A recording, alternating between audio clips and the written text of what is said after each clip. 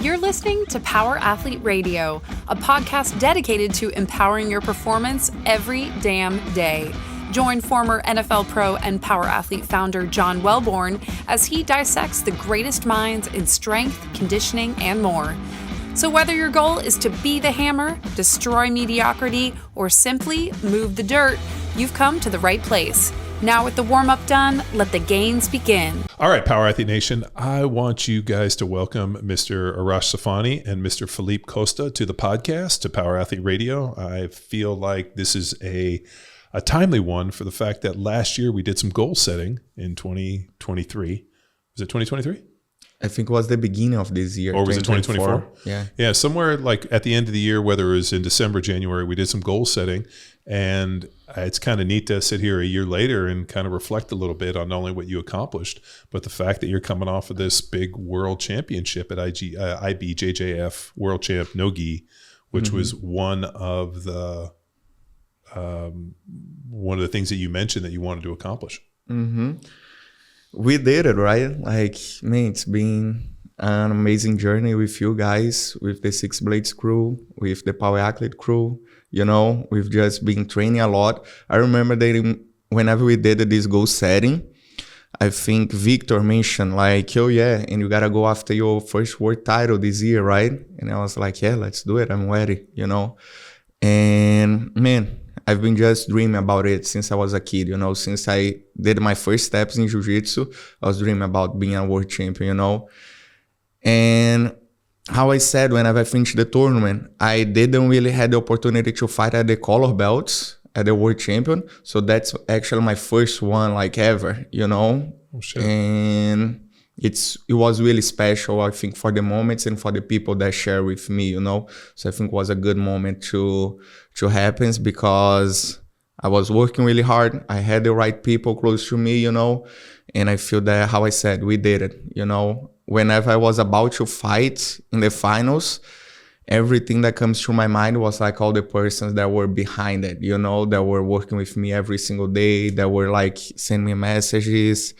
And I was just like, yeah, now is the time, you know, that's the fight, you know, like, and then right before getting in, I was like, yeah, I'm not walking backwards. I'm not taking one step backwards, you know. Doesn't matter what happen. If this guy taking me down, I'm not backing away, you know. I'm just going after him until I get the submission. And then I got the submission and I was like, yeah, that's what is up, you know, like. You got tired of bullying 48-year-old blue belt? I do appreciate it. It's good for my self-confidence. Believe me, I come home and I'm still mad about it. Do you feel that there was like a pivotal moment? Because I saw one where there was a huge change. And I felt that, you know, the training up until the point where all of a sudden ADCC, where you had to go down to Brazil and win the trials and then come back, I felt that moment and like a little bit of the, you know, do I belong here? Am I the right, you know, like, you know, have I earned the right to go to the ADCC?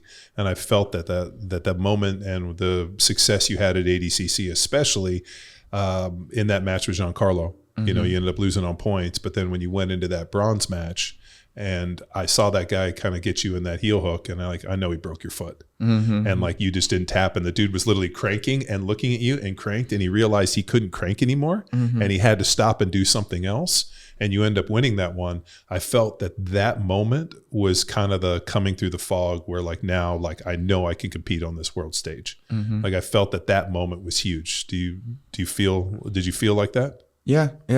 I think that, how you said, like, going to Brazil and winning the trials right there was a big moment because I earned the spot, you know, was not like given, you know, they didn't give me the spot, it was not an invitation. I went there and I conquered, you know, I got my spot. And then whenever I went to the HCC, I was coming from a loss, right? Because I fought the who's number one and then I lost. And yeah, that was a weird one. That was a weird one. That's the thing. Like, I don't want to give an excuse, but I do know you were sick, and I hate excuses, and you should be able to do it when you were out. But I felt like that was a weird hiccup. Yeah, no, for sure. Like I was feeling really good for the fight and everything, you know. But how you said, I was sick, and I don't even like to talk about that, you know, because for me it doesn't matter in the end of the day.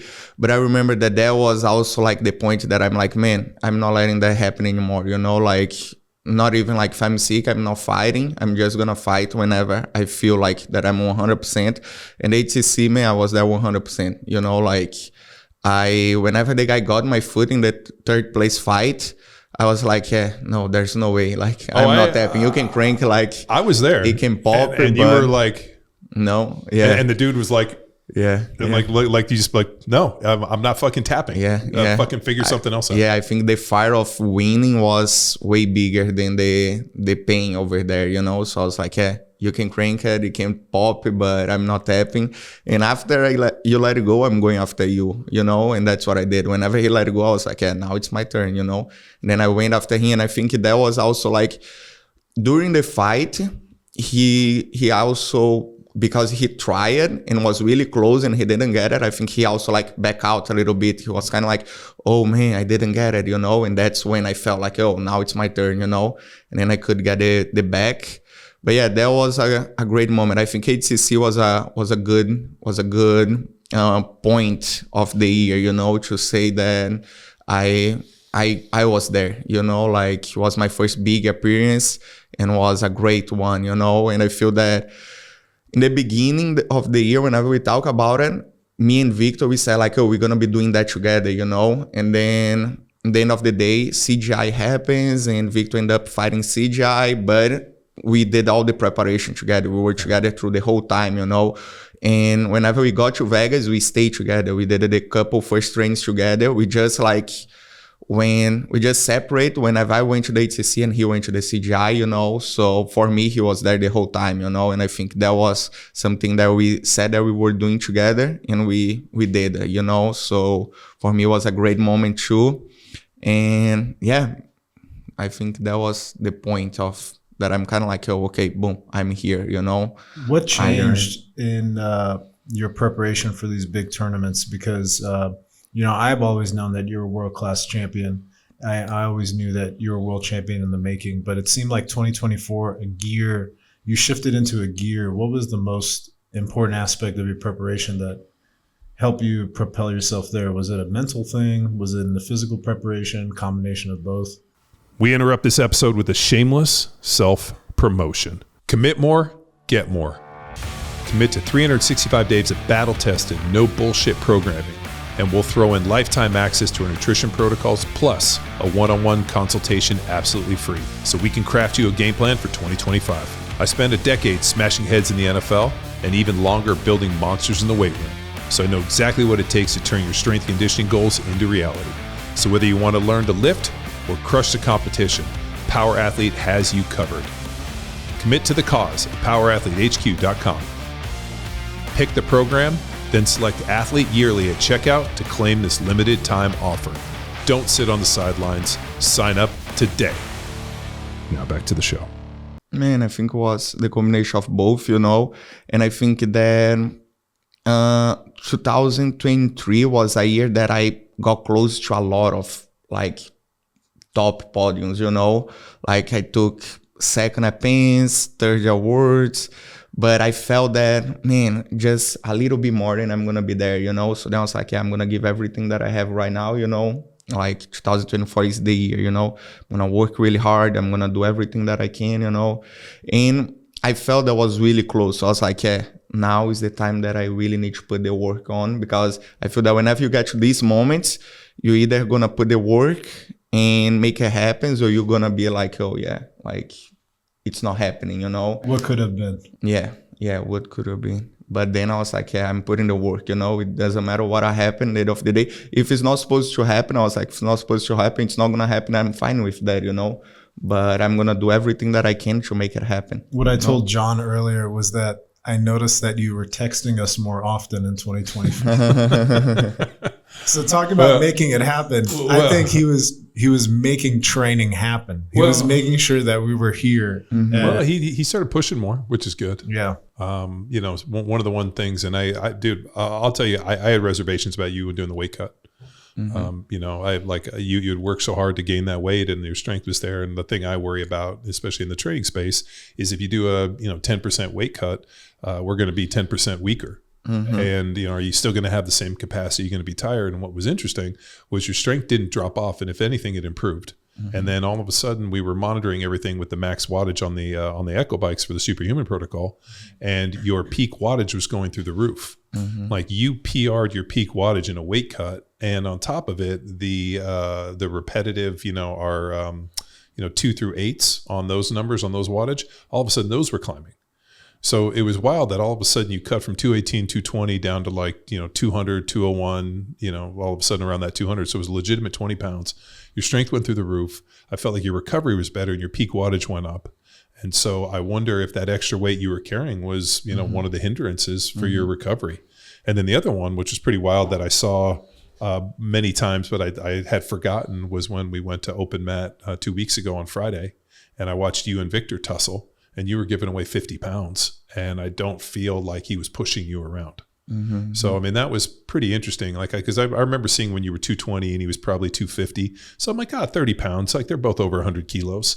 Now, all of a sudden, you're like 200 pounds, and he's still 250, 255, 245. And you guys were throwing down, and I didn't feel like he was pushing you around. He was trying to bully you, and you weren't letting him bully you. Finally. I know. Well, I feel like, and then the funny part is, and this is purely just out of observation, the amount of animosity and battle that you give Victor, I want you to give other people that same fucking deal. Like, for some reason, when I watch you and Victor fight, like, it's a level of intensity that I haven't really seen outside of anything else until the recently. Final, until when he got on top, and then I see the head and arm, and I'm like, this is Mad Felipe. Yes, he's frothing at the mouth for the opportunity to tap this guy. Yeah. And I was glad that you, I mean, how cool was it that you got a submission to win the world championship and not a points deal? Yeah. The other one too, and I wonder if when you competed with Giancarlo at ADCC, he's considered, the best and, multi-time ADCC champion. Did you feel that, his jiu-jitsu was comparable? And I remember you getting done and being like, yeah, I lost, but I don't feel like his jiu-jitsu was better. So I felt that there was a good confidence piece. This episode of Power Athlete Radio is powered by Train Heroic, the most immersive strength training app experience on the market. We've built an online training business by partnering with Train Heroic to deliver all of our world-class training programs like Jack Street, Hammer, Field Strong, and Grindstone. To learn which Power Athlete training program best suits your goals, head to powerathletehq.com/training. And if you're a coach looking to build a business with the best training tech in the business, head to trainheroic.com/powerathletehq. And now back to the show. Yeah, like, he's a guy that he has a really good strategic game, He knows how to play the game pretty well, and he knows the place that he wants to be. Like, he knows the position that he's good, so he knows, like, where he wants to get it. And that's something really important in jiu-jitsu because, for example, Xande always talks about, like, where you're going to get it to finish the match. What's the place that you feel that you're going to get there and finish the match, And I feel that he got to the place that he wanted a couple times during the match. I think he got two times. The first time that he got it was in my back. He went to my back and I escaped. And then whenever I escape, I could feel that he got kind of like, because most of people that he get there, he probably submitted, right? So whenever I escaped, he kind of like back away a little, but he started to put his mind right again and come back to the game pretty fast. I took him down a couple times too, and in the end of the last 20 seconds, he got my back again, but then he put the hooks in and he got the points, right? But I felt like, man, I started to believe on the match a little late, I started the match a little slow, he started pretty strong, and I was feeling him around. I feel that whenever we fight again, I'm gonna have a different mindset, I feel that people that go fast with him, since he has like a little slow and pace game, gets a better beginning, but they get tired, So I feel that the conditioning needs to be there, the strength needs to be there, the technical part needs to be there, so I can go fast, technical, and have the conditioning to go all the 15 minutes, you know? So He's strong too. he's strong. He's strong. I was, knowing how strong you are and watching you guys have exchanges. He's stout. He's real strong, and he's short. He's like 5'10". Yeah. So you're giving away. I mean, what are you 6'6"? I think Philippe's 6'6". Is he? Yeah, judging by the photos. Yeah. Probably. So what are you, like 6'2", 6'3"? 6'2", 6'2", 6'3". So why? Huh? Oh, is he taller than you? I think so. I love the fact that you guys He argue. wears heel lifts. No. Well, everybody's shorter than me, so you guys are all short. Yeah. But that's an interesting piece, man. I mean, he's also older than you too, though, I think. Yeah. So, I mean, and realistically, the training that we've been doing has only been happening for 2 years. Yeah. So you guys have only been in a legitimate strength conditioning training program for 2 years. And, that's a pretty exciting deal. I was laughing. I told Arash this the other day that, power athlete, while not on a global marketing scale, but in terms of like training elite athletes, I mean, we work with the guys at, development group, and we also work with world champions. And so our stable is extremely deep for some of the best players in the world. So it's like, if you know, you know. And it was exciting to see. I remember Arash texted me, "Are you watching this?" I'm like, "Yeah, fucking, of course we're watching it." And so it was neat to see you go in and finish that guy and then be able to do it. So, I mean, it's great that you made good on it. So in the same vein and a little bit of tradition, what is on the 2025 list on the whiteboard for Mr. Felipe Costa? Maybe a no-gi calendar we can put up for sale. Maybe a little calendar. Now that you have this new body composition and you actually have a tricep. Well, I mean, okay, so what's out there? I mean, obviously, UFC Fight Pass, is pretty amazing to go out and see. I've been out to a few of them for Victor, so I mean, that's good to see. What else is out there? Who's number one? So UFC Fight Pass, the last one that was 2 weekends ago. Ronaldo from Atos, he won his match and he actually said my name. He was like, the guy asking him like, "Oh, who you want to fight next?" Sure. And he said my name. So I think that would be a good fight to make it happen. Ronaldo Jr. at UFC Invitational. Who's number one? I'm waiting for another opportunity. That's a tournament that I really want to fight because they make a lot here in Austin, right? It happens here in Austin. So it's a good place to fight and have everyone go, It's a place that I feel good fighting. So that would be great to have another fighter who's number one. And any other super fights? I have one super fight in Virginia on February. Yes, probably going to be the first one of the year. And yeah, I want to also do some gi, do some gi, probably fight the worlds in the gi. And yeah, enjoy, I want to not think a lot about like, oh, that's what I want to win, because I never fought like that. I think that I just want to train hard, enjoy life, and enjoy with you guys, Oh. I feel that's the best thing of like winning. It's like how I said in the beginning, who shares with you, Like whenever I'm training over there, I'm not thinking about like, oh, that's the tournament that I need to win or blah, blah, blah. I'm thinking about like, I want to enjoy this time with those guys, because I feel that living in the something moment that is gonna go away, like I'm not gonna live this life of professional athlete forever, So I want to live every single training with you guys and enjoy every single moment. Yeah, thanks for making me rosy cheeked with the idea of enjoying life with you. I think it could be really fun. But on your radar, would you ever be curious or even move to compete in CJI if you got the opportunity? Yeah. I think Craig Jones already said, right, that he's making CGI 2 next year, and that would be a great opportunity, That would be actually one that probably me and Victor would do together in different divisions. I think that depends on the division that they post, I'm probably cutting the weight to go down, because that's the thing. Before I cut the weight for the HCC, I thought that as like, oh, that's going to be hard, That's going to be a hard task. But man, whenever I start kind of like whenever I start to kind of like fix the food, how I control, how I weigh the food. Oh, so I you felt started that was- eating better. Yeah, that Oh, was pretty fucking easy, imagine you that. know? That was pretty easy. That was not a hard task. So, This guy would eat a kilo of rice and beans yeah. every night. Yeah. And then wake up and be like, wonder I'm why s- he looked like Wagyu. I'm so inflamed. I'm so inflamed. But it worked. But if it was 80 kilos, would you be able to do an under 80? I think so. Yeah. What's that? 172? It's like 16 or 17 pounds less than what he weighed at ADCC.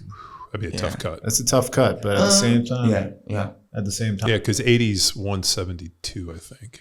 I'm wondering, because you achieved a lot in the ADCC, does the prospect of competing at the CJI kind of ruin your chances of participating in ADCC in the 176, future? Or 176. yeah, Yeah, I don't think so. I think this year the problem is because they put in the same date, right? Yeah. But ATC, they don't ask for any exclusive contract, nothing like that, you know. So Didn't they book CGI 2 the same weekend as something else going on? no, I don't think it has. This year, no. I don't think the date has been set just yet. Well, I do follow Craig Jones because he's hilarious.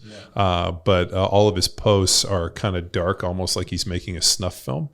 I feel like he's like in the middle of like 8mm. If you guys have ever seen that with Nicolas Cage, like there's some weird darkness going on. I think he might have like gone a little too far with maybe some Romanian witchcraft or cocaine or hookers or something. But whatever he's doing, he's gone deep, and he might not be the hero we want, but he could be the hero we need. Yeah, So he's Batman. He is Batman. His troll game is excellent too. Yeah, I've never seen anybody, we established Gordon Ryan is very, very good at his craft.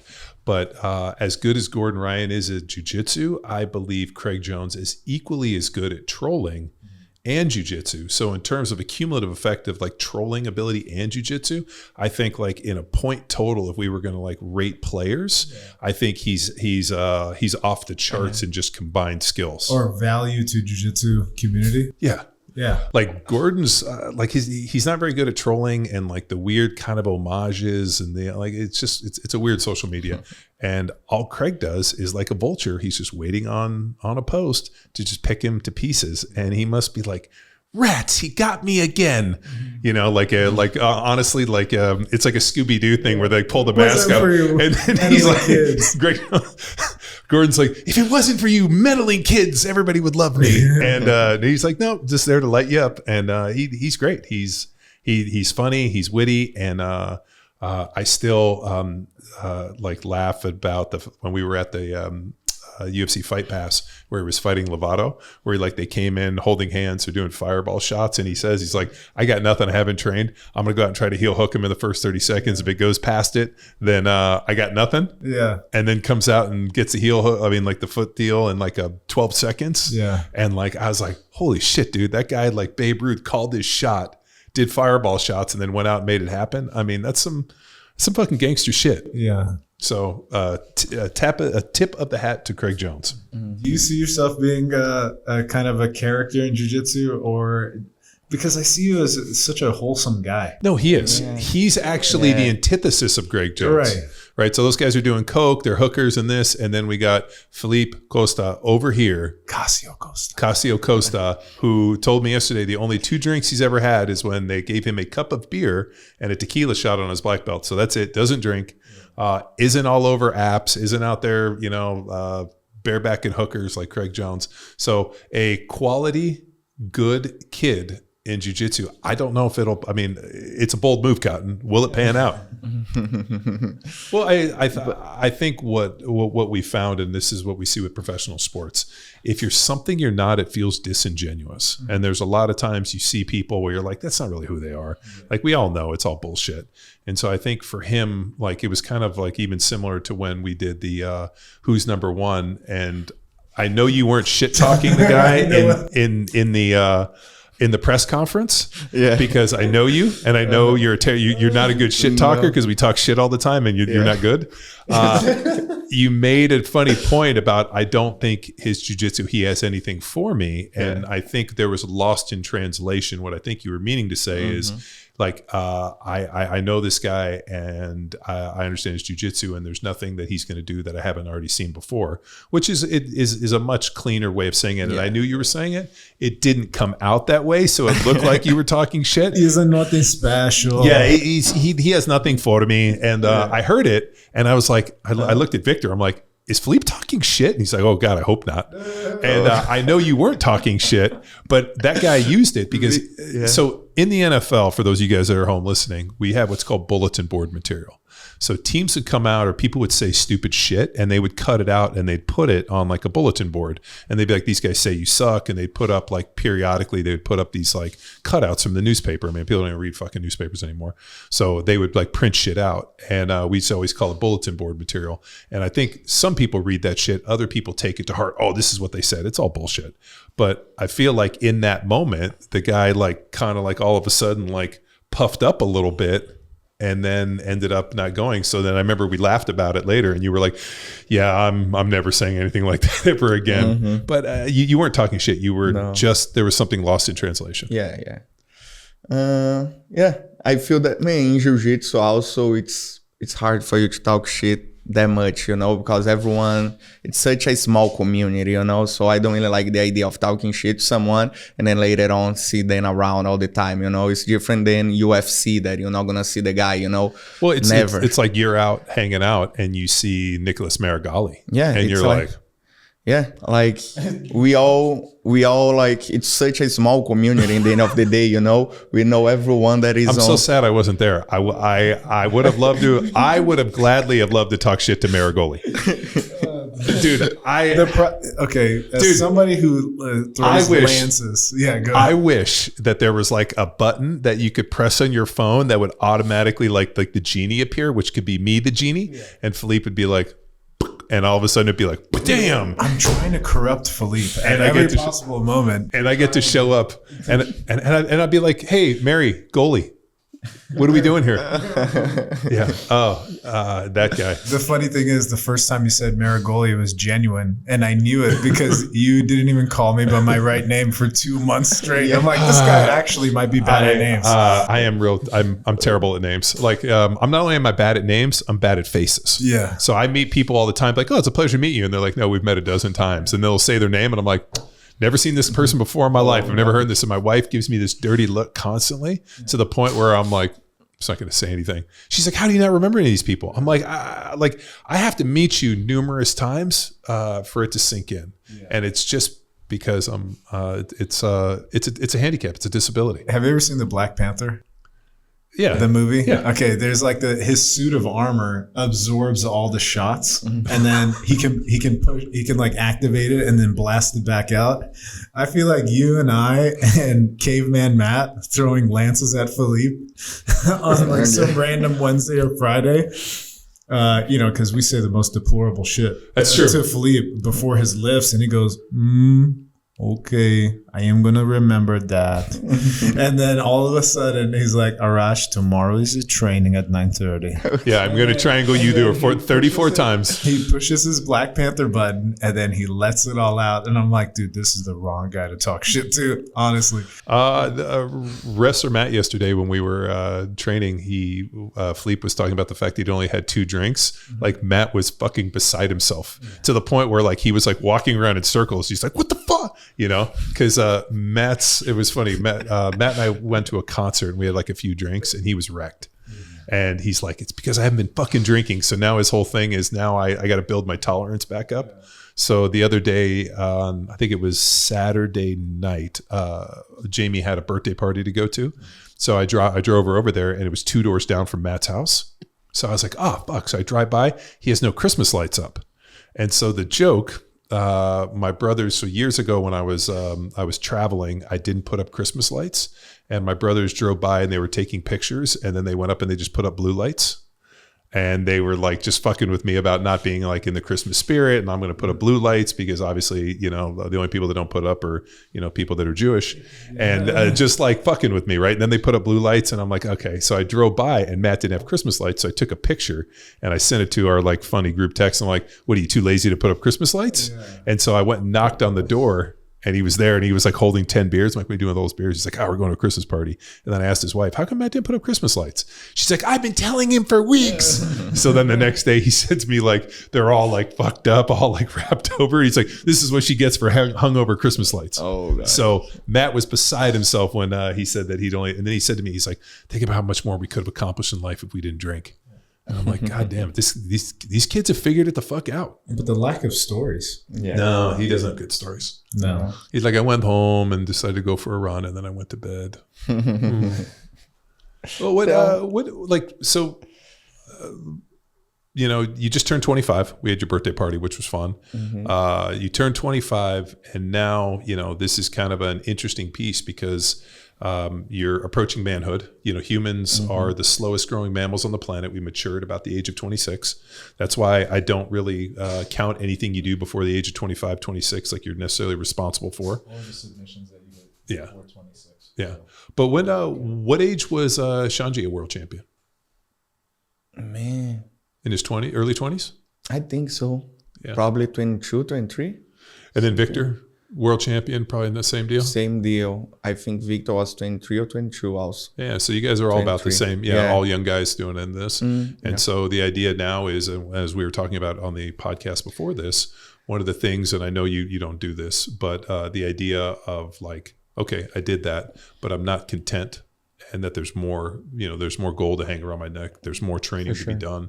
And, I said in the Instagram post, iron sharpens iron. I mean, you have some amazing people around you that I think if you decide to take your foot off the gas are going to fucking fuck you up. That's what I think was so interesting about jiu-jitsu is like, just when you think like, oh, maybe I'll go easy today, you get absolutely fucking smashed. Yeah.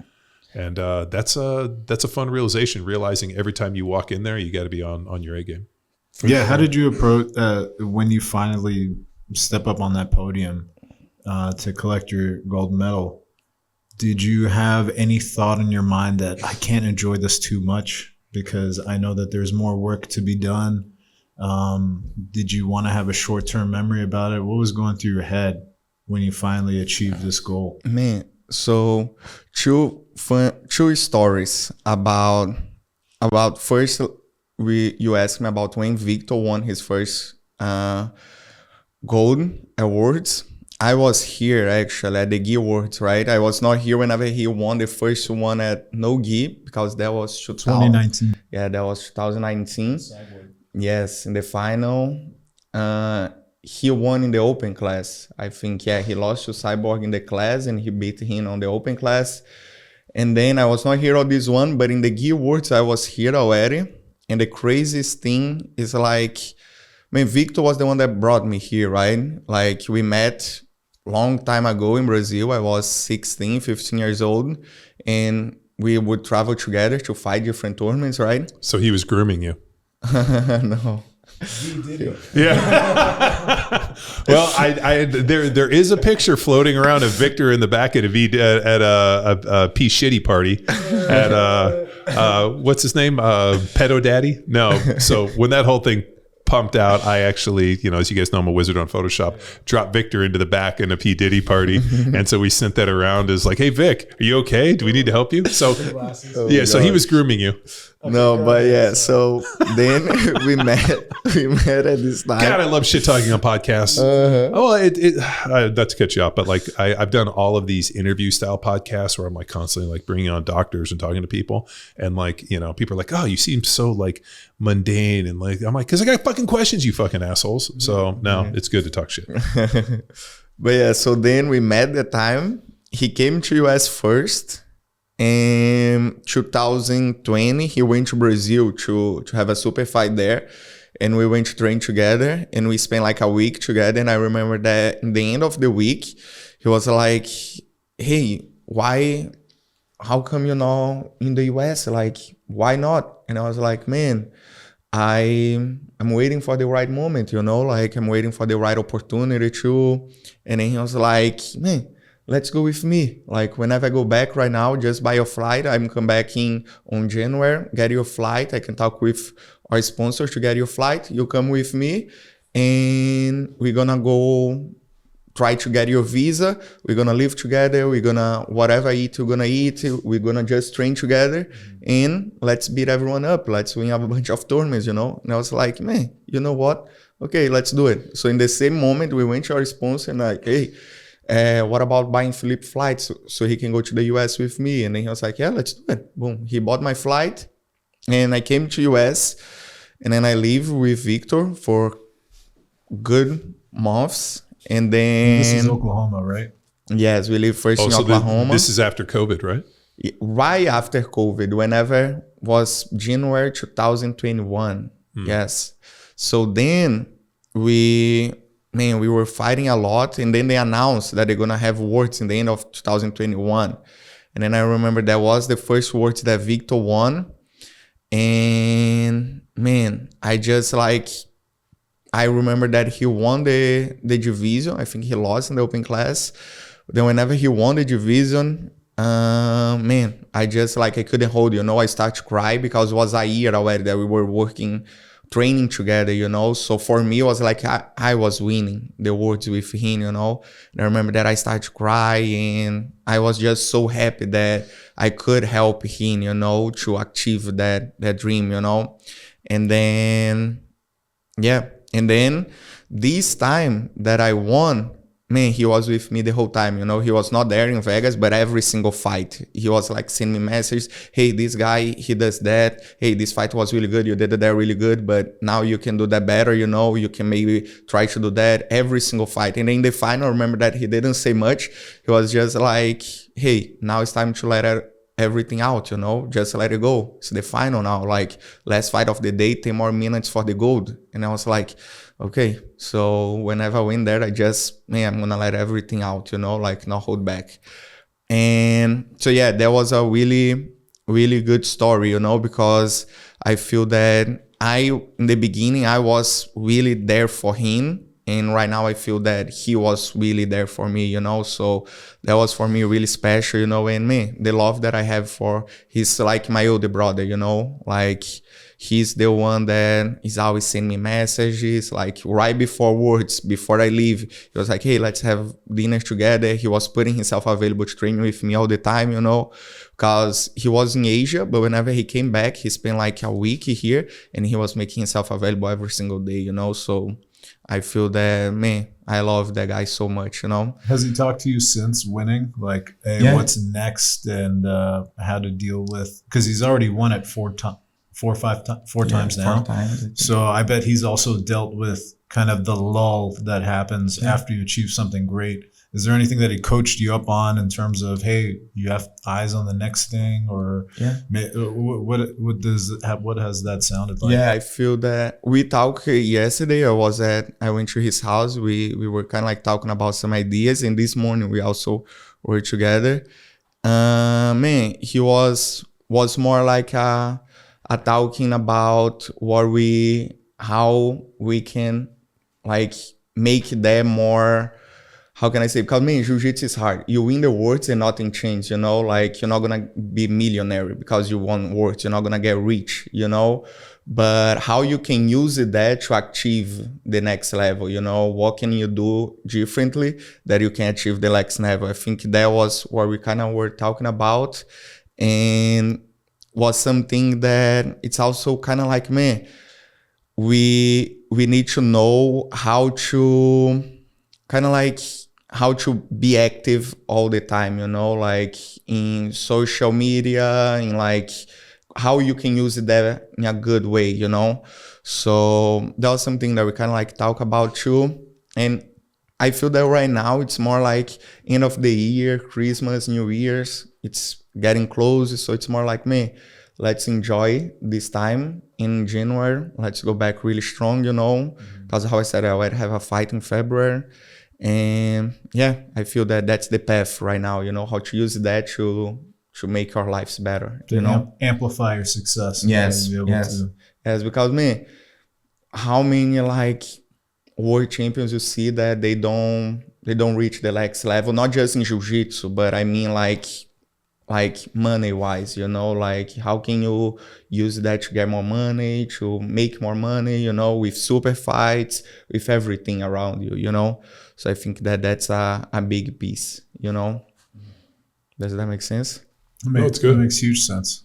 Well, no, I mean, it's exciting to see you at the cusp of this deal, and hopefully we can make some strategic decisions going forward that allow you to continue to, or build upon what you've created. With everybody, especially young athletes, like I think about it almost like a layering effect, right? Like you laid a layer, here's the groundwork, and then layers and layers and layers. And if you don't build those initial layers, then your house gets very unstable. So what's been good is we built a lot of these layers and just continue to build and build and build.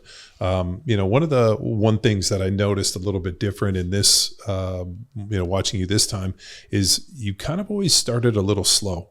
Early, like when I was watching you on some of the fights, whereas I never see you start slow when we're in practice. Like you're always in the fight and here, and like pushing forward, push. And whereas like now I finally see you being more aggressive, and that feels good. Because I feel like, no longer, I mean, this is something Victor and I talked a ton about. He was always scared of his lack of conditioning. He's like, I just kind of like, played and did all the things that I had to do. And then I knew I had about a 30-second sprint to be able to do it because my conditioning was never good. So one of the things when we started training is I was like, you need to have the conditioning to be able to fight the match the entire time. Sure. And so all of a sudden we went into some of those big fights and he was like pushing the entire time. It was the who's number one that you went to. I mean, he fucking murdered that dude for the entire time. I mean, from the initial jump, I mean, what we saw at Worlds. Yeah. So that confidence in the training and like the conditioning and knowing that you have the gas to be able to do it. And even at the end, if you're gassed, you still have more in the tank. I feel like that was a huge like stepping stone and on something that I we got to really just build upon. For sure. And, in your training, the one thing that I think you did different, obviously you cleaned up the diet, the training, but you started doing more zone 2 work. And I feel like that, and I know it is for me, like if I want to be sub 10% body fat or even close to 10, I have to do some form of aerobic training every single day. I got to get up and like, either walk or do the echo or do something to get in shape. Like I've never been able to get in shape without actually getting in shape. Yeah. And that's, when we look at like the Morpheus and the heart rate zones and all that other jiggy shit, the one thing that you guys do in JITS is you're so efficient that like some of the scrambles will see spikes, but for the most part, you guys are just efficient in what you do. So, I mean, even when I was talking to Shanji about his training, I'm like, Shanji, like you're in zone 1, zone 2 the entire time you train, unless you're getting your head fucking smashed. And even then you're super efficient. So being able to get him into some different training zones, I think is important. Yeah. Whereas, like when you're new in jiu-jitsu or even not at their level, you tend to have some scrambles in this, but like the better you get, the more efficient you are. So you can roll for, Lovato rolling for fucking 60 minutes. Like you're not fucking smashing for 60 minutes. Well, also Felipe was lucky enough to join Shanji's Coffee and Run Club, which is cute. Yeah. I mean, that's it. Like whenever I move here to US, right? Victor was the only guy that I knew it. He was the one that brought me here. So he was the only guy that I knew it. And man, I've been just really, really thankful because then I met Shanji, then I met Lovato, then I met all of you guys, Lionel, all of like 6 blades, black belts, and that's been awesome. But talking about the conditioning, there was like, in the beginning was to help me lose the weight, so I could do some cardio and help me lose the weight. But right now I feel that it's more like, it's a more myself, a time for me, me time, right? That's right. Me time. Because man, I like to run outside, so whenever I go run outside, I just put like headphones, a good song, and I start to walk through all the steps. Sometimes it's what I'm gonna do during the day, sometimes it's what like my next fight, it's kind of like a meditation.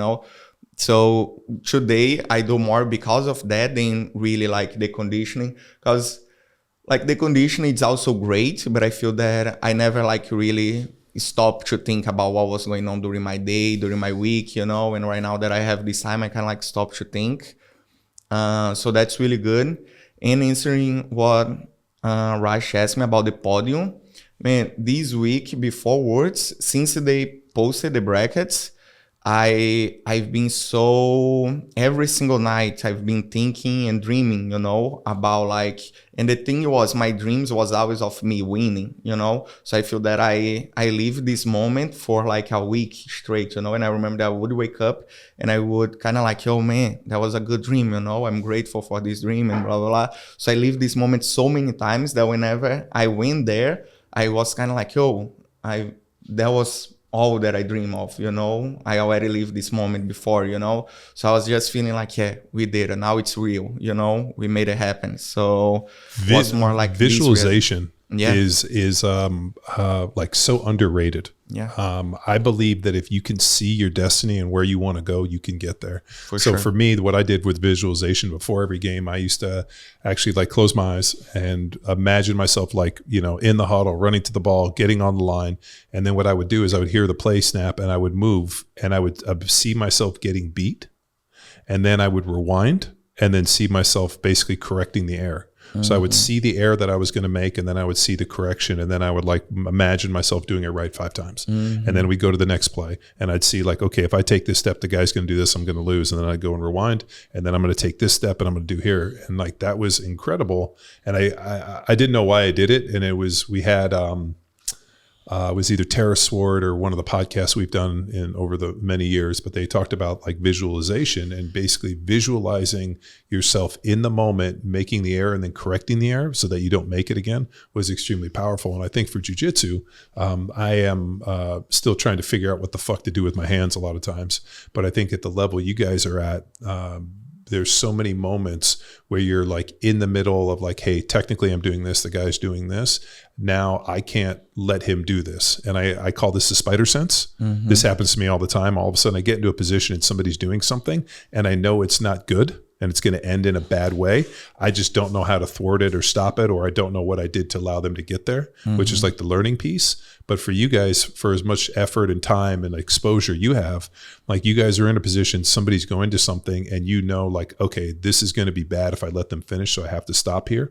Or they've got me in this position, now I have to escape. And if I, like when I was rolling with Victor and I thought I had a good position and he did that single arm choke on me, he like grabbed here and I thought I had everything covered because I had his hand. I didn't know he could choke me with one hand. And I was like, there's no way he chokes me with one hand. He fucking choked me with one hand. And like, but then now I like know that I put that in like the memory bank of I'm real good with like, if I've been there before, I'm like, oh, last time I was here, they did this. Let me not let them do this. And I think that's what's so interesting with jiu-jitsu, with the repetition model, that you guys are going through the repetitions and kind of going through this to the point where now all of a sudden, like you go roll with a guy like Giancarlo and you have that in your mind where you're like, okay, I know he's trying to get to this spot because now he's dominant. Now I have to stop him from getting where he wants to go. And like, that's an interesting piece because there's like, it's like choose your own adventure. Like I know every time I roll with Shanji, he lays back, he gets his shields up and he reaches cross collar and he grabs my fucking collar because he wants to cross collar choke me. And like, I know that's his setup. And we get there. And like every time I feel like a video game when you get to the deal and you die and you're like, okay, hit restart. And I keep restarting and I don't know how to get past that. And I think that's an interesting piece where now you're looking at, and I call it athletic problem solving. It's one of the hallmarks for Power Athletes training program. But the idea of like, here's the blueprint, here's all the training I've done.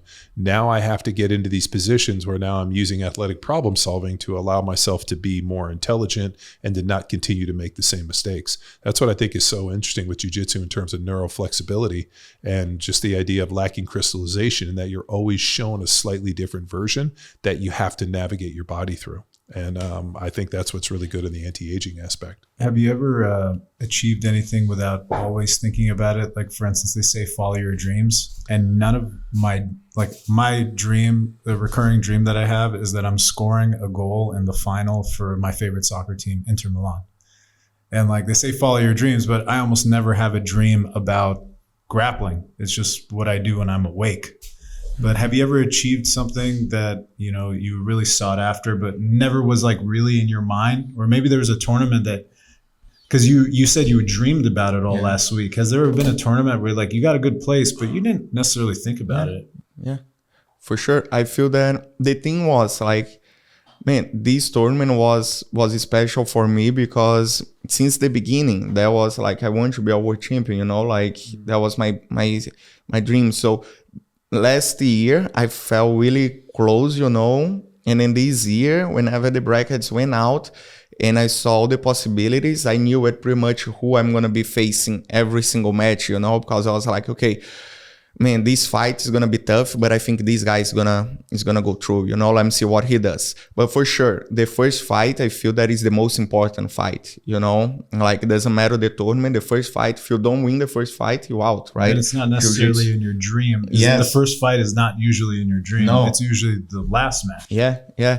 And then, like, man, what happened in my first fight is I knew it. I got a bye, so the guy had a fight first, and I kind of like saw his fight, and I was like, man, I know the points that I'm gonna make a switch here, and I'm gonna get him, you know, like I know maybe he's gonna make a mistake right here, and I'm gonna get him, you know. And then whenever I got to the position, I was like, okay, now I cannot lose anymore, you know. So if you see, whenever I got to his back, I was really calm to make sure that I got to the submission, you know, that I get the submission, because calm. Dude, it was hilarious. Was all the time like calm. He says it to me all the time. I as I was watching it on the computer, all of a sudden I hear him and he goes, calm. I'm like, fucking Shanji. Yeah. Like a broken record. But man, talking about the like visualization, Arash, I don't know if you do that, but whenever like I'm going to fight a tournament, I always imagine myself a real fight, you know. I feel that that's what people kind of like, whenever they imagine themselves, they always imagine themselves doing the things like, oh, I'm gonna do the best things right here, you know, like they imagine the highlight, you know. Sure. Yeah, like the best takedown. I imagine myself in the real situation, like, okay, yeah, if that happens, if the guy takes me down, like what I'm gonna do, you know. Yeah. If that happens, what I'm gonna do, you know. What you're doing is you're imagining contingencies. Yes, where all we're the like, possibilities. what happens if everything fucking goes to shit? Yeah, all the possibilities, like possible. It's like, okay, this may happen. Like this guy, he's good at this takedown. He may get me in this takedown. So if he get me here, what can I do to prevent him for going like further away, you know? So I always imagine myself on these times, you know, and I also imagine myself in the position that I'm good at. So like, for example, I'm good at this takedown. So I imagine myself doing this takedown and what I'm going to do right after I get a takedown, you know, like how he's going to respond. Maybe the guy's a little flexible, so he's going to try maybe responding, connecting a guard really fast. Maybe the guy, he likes to stand up, so he's going to try to stand up really fast. So maybe I can jump on his back, you know, like, so I imagine myself in all these possibilities. And then I'm like, oh, okay, now that I already live that, I'm good. Like, I know what may happen, and I know how I'm going to respond to that really fast, you know? So one of the things that I carried with me my entire NFL career and a big portion of my life is I had a firm belief that nobody had worked harder than me. Mm-hmm. So early in my NFL career, you know, I think I've told you guys, I got hurt my rookie year and I came back in rehab and came back, started 16 games that next year. I left that next one because they didn't pay me an off-season workout bonus. So I went down to Tampa, bought a house down there and was living, and I reached out to my agent. I need somebody to train with. So he puts me in touch with this guy named Rafael Ruiz. So I show up, and I don't know if you guys have met Raf. He's who trained me for my NFL career. And I met Raf, and he's Filipino. I didn't know if he was 18 or 50, right? He just like, he's looked the same for Asian the last. Don't raise him. Yeah, no, he's looked the same for as long as I've known him. So I start training with him, and he breaks me the fuck off. Like we were, like it was the hardest training. And I remember I went back and had a killer season. Like, and then as soon as the season was done, I went back and we started it again. And all of a sudden, like my birthday's in March. And I remember he hit me up. He's like, what are you doing? I'm like, I got my birthday this weekend. And he's like, oh, my birthday's this weekend too. What's your birthday? I was like, 30th. He's like, the 31st. And I was like, let's do our birthdays. So we went out to sushi restaurant. We sit down. They like bring me a cake with like numbers on it. And I was like 25. And like all of a sudden they bring Raf's cake and he's 27. And I was like, holy shit, dude, you're only 2 years older than me? Like I would never have hired him if he was my age, because I started training with him when I was like 24 and he was 20. I was like, how the fuck is this guy? And he's just a genius. Mm-hmm. But the training we did, and I always go back to Louis Simmons told me this: if you want to master Kung Fu, the training must be severe. He said that to me over and over again. Louis Simmons from Westside Barbell, and I think of those training sessions that we had in those early days at ROF, to the point where we had people come in to train with us. We had a big training group. NFL guys would come in. Dudes would leave after a day and be like, "I don't want to fucking work this hard. This is crazy." For sure. And I have a plow horse mentality where like, I don't care. Like, I don't care what it takes. Like, if this is what we're doing, this is what we're going to do. And I will not quit and I will not give up. And that kind of plow horse, like put my fucking blinders on and just keep fucking going. That mentality is extremely valuable, because all of a sudden you get into a situation where your foot gets broken or something happens or you break a leg like I did, and you realize the training that I've done in the past and the amount of hard work that I've done up until this moment will not allow me to not continue to move forward. And so, you know, with the training that we've done, you know, everything, and this is an interesting piece too. You guys do so much volume on the mats. I mean, sometimes training 2 and 3 times a day. So like being able to kind of balance that volume and that intensity with what we can get done. So that's why we always do the warm-ups in this. And I kind of always kind of fuck around and talk to, and I kind of see how everybody's feeling. We start warming up, and then the workout literally takes a detour based upon what we do in the initial sets in the workout, because sometimes you guys are fried. Other days you guys are ready to go, and you have to be able to like push the gas on those days and give break on others and kind of monitor it a little bit. But I think the amount of work that you have done up until this point, you know, coming from Brazil, being here, all the trials and tribulations, all this stuff does is it just creates a solid foundation for you to basically stand upon. So when shit gets hard, and it will, there'll be a moment where all of a sudden, like, everything goes to shit and nothing is going your way. And you're going to think to yourself, like, what do I do? The same thing I've always done. Work hard. And because the only thing that I've learned in this life is the only people, like, you don't always get what you want, but you get what you earn. And that is a sad fucking realization that's taken me decades to learn. That like, you know, like why not me? How come I didn't get this? Why didn't I get this? And it's like, you don't always get what you want. You don't always get it, but you definitely get what you earn. So if you put in the work, and I think the thing that's been exciting for me, especially for you to see this progress, is to see you've done the work. Like there wasn't a day where all of a sudden you're like, no, I'm not going to do it. I think I'm just going to go to the beach, or I'm just going to fuck off and do this, or we went to a movie and I'm tired. Like there was never a moment of that shit. Every day was like, what are we doing? What do we got to train? This is what we're doing. This is who we are, and this is what we do. And for me, that's exciting to see young guys having that same level of dedication and like mindless, blinder stupidity, which it's not stupid in any means. It just means you fucking go like a plow horse. And, you know, if you guys were anything but this, I would torture you. I'd talk shit to you until you just fucking never showed up. To quote Felipe, right after ADCC, he put it in our group chat for the training. He said, "Hey guys, how's everybody feeling? Let's not turn off this fire." And I never forgot it. It was like right after you got your bronze at ADCC, and he texted us, "Let's not turn off this fire." And do you remember what you said to me at ADCC? Hayes in the barn. Hayes in the barn. Party. Which, you know, for those of you guys that have been listening, Bubba Miller, who I played with at the Eagles when I was a young guy, he was a farm kid from Tennessee, and he'd always say the Hayes in the barn. And then finally I was like, what the fuck is this Hayes in the barn? And he's like, well, dude, you didn't grow up on a farm. And he's like, you know, when all of the hay's in the barn and it's all settled down, now it's time to relax. The work is done. The hay's in the barn. You shut the doors and you go on with your life. And so that was a big piece of like, you know, don't ever feel like you didn't do enough to get there. Like you never wanted to be one of those guys that's like, I just barely get here because I did just enough. Feel that you did the work, and now all of a sudden, I you know, that it's required of you. I think it's the only way to honor yourself and honor the gods is by doing what's required of you and then going out and being successful. So congratulations. Thank you, Coach. I'm proud to be on this journey with you. I think you have a ton of potential, and it's always neat to see potential actually turn into success. Because for me, you know, potential is just wasted talent. So to see potential and talent and hard work all kind of meet is exciting. So congratulations. Thank you, Coach. Congratulations. Thanks for being on another episode of Power Athlete Radio. Hey there, Power Athlete Nation. Big shout out to all the heavy hitters who stuck around till the final whistle. If you've been soaking in the knowledge bombs and epic tales we've been dropping for free, here's your chance to be a game changer.